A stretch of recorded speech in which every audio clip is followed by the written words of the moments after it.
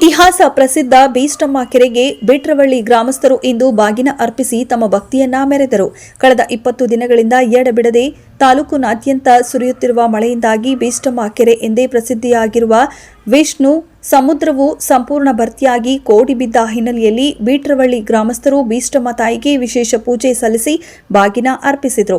ಇನ್ನು ಬೀಷ್ಟಮ್ಮ ತಾಯಿಯ ಗದ್ದಿಗೆಗೆ ಪೂಜೆ ಸಲ್ಲಿಸಿ ಕೆರೆಗೆ ಬಾಗಿನ ಅರ್ಪಿಸಿ ಮಾತನಾಡಿದ ಜಿಲ್ಲಾ ಪಂಚಾಯಿತಿ ಮಾಜಿ ಅಧ್ಯಕ್ಷ ಬಿಡಿ ಚಂದ್ರೇಗೌಡ ಅವರು, ಇದೊಂದು ಪ್ರಸಿದ್ಧವಾದ ಕೆರೆ. ಈ ಕೆರೆಯು ಸುಮಾರು 10ಕ್ಕೂ ಹೆಚ್ಚು ಗ್ರಾಮಗಳ ರೈತರ ಜೀವನಾಡಿಯಾಗಿದ್ದು ಕಳೆದ 2 ವರ್ಷದಿಂದ ಭರ್ತಿಯಾಗಿರಲಿಲ್ಲ. ಈ ವರ್ಷ ಭರ್ತಿಯಾಗಿದ್ದು ಗ್ರಾಮಸ್ಥರು ಬೀಷ್ಟಮ್ಮ ಕೆರೆಗೆ ಪೂಜೆ ಸಲ್ಲಿಸಿ ಬಾಗಿನ ಸಲ್ಲಿಸಿದ್ದು ಇದರಿಂದ ಉತ್ತಮ ಫಸಲು ಆಗಲಿ. ಇನ್ನು ಪ್ರವಾಸೋದ್ಯಮಕ್ಕೆ ಹೆಚ್ಚಿನ ಆದ್ಯತೆ ಕೊಟ್ಟು ಅಭಿವೃದ್ಧಿ ಮಾಡುತ್ತೇವೆ ಎಂದರು. ಕೆರೆ ಕೋಡಿ ಬಿದ್ದು ಜಲಪಾತದಂತಾಗುವ ಈ ಸಂದರ್ಭದಲ್ಲಿ ಬೋಟಿಂಗ್ ವ್ಯವಸ್ಥೆಗೆ ಕಾಯಕಲ್ಪ ನೀಡಿದರೆ ಸರ್ಕಾರಕ್ಕೆ ಹೆಚ್ಚಿನ ಆದಾಯ ಬರುತ್ತದೆ. ಇನ್ನು ಈ ವಿಷ್ಣು ಸಮುದ್ರದ ಕೆರೆಗೆ ಇತಿಹಾಸವಿದ್ದು ಅದನ್ನು ಉಳಿಸುವ ಕೆಲಸ ಮಾಡಬೇಕು. ಜೊತೆಗೆ ಈ ಕೆರೆಯ ಏರಿ ಮೇಲೆ ಬೃಹದಾಕಾರವಾದ ಮರಗಳಿದ್ದು ಅವುಗಳಿಂದ ಏರಿಗಳು ಬಿರುಕು ಬಿಡುತ್ತಿವೆ.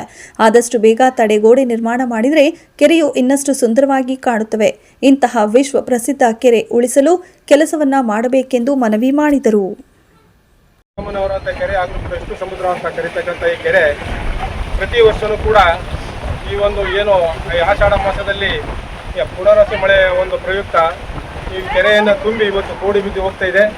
ಇದರ ಪ್ರಯುಕ್ತ ಈ ಬೀಷ್ಟಮ್ಮ ಚಾರಿಟಬಲ್ ಟ್ರಸ್ಟ್ ವತಿಯಿಂದ ಹಾಗೂ ಸುತ್ತಮುತ್ತಲನ್ನು ಸೇರಿ ಈ ಕೆರೆಗೆ ಬಾಗಿನ ಬಿಡುವಂಥ ಕಾರ್ಯಕ್ರಮವನ್ನು ಇವತ್ತು ಹಮ್ಮಿಕೊಂಡಿದ್ದು, ಅದರ ಪ್ರಕಾರ ಇವತ್ತು ಕೆರೆಗೆ ಬಾಗಿನವನ್ನು ಬಿಟ್ಟಿದ್ದೇವೆ.